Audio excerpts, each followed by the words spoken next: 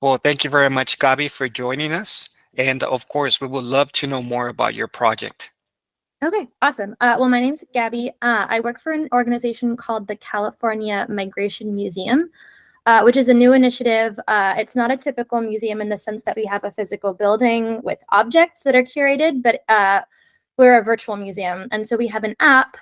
And our first project that we're making that are virtual and accessible from anywhere are a series of immersive app-based audio walking tours of different neighborhoods throughout California that all focus on an aspect of California's migration history. And they're slices of personal narratives. They're not like histories that just give you names and dates of what happened, but we often focus on like individuals and their stories, and then usually connect those stories throughout history to how migration has shaped the state, since its founding.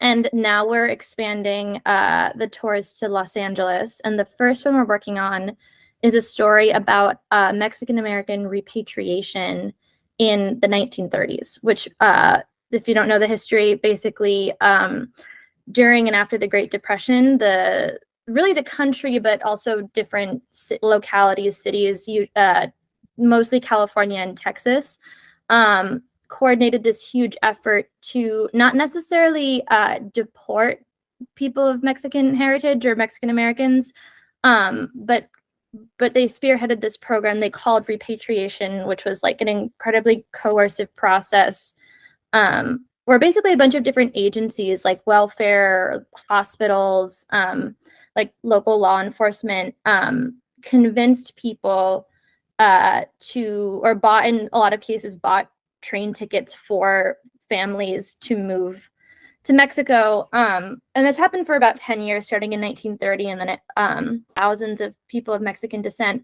were deported from Los Angeles. And it was often people who had grown up their entire lives in the US and found themselves back in Mexico and didn't know the language, didn't know the culture.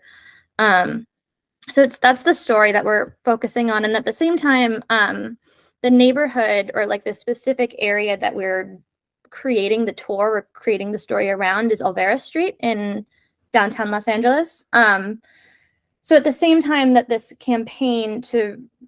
repatriation campaign is happening, there's this liberal, wealthy white woman named Christine Sterling who decides that she's going to renovate Olvera Street. And if you've ever been there, she created basically this Mexican style marketplace that's sort of faux authentic, like Mexican goods and food. That's what the tour is going to be about. And to connect, one thing that we really want to do is connect these histories to present day, someone to narrate the audio story who's interested in this history, interested in like the longer, 100-year story about the relationship between immigration between Mexico and the US, but then also can relate it to what's going on now, and hopefully through a personal connection to a story like that. Does that make sense?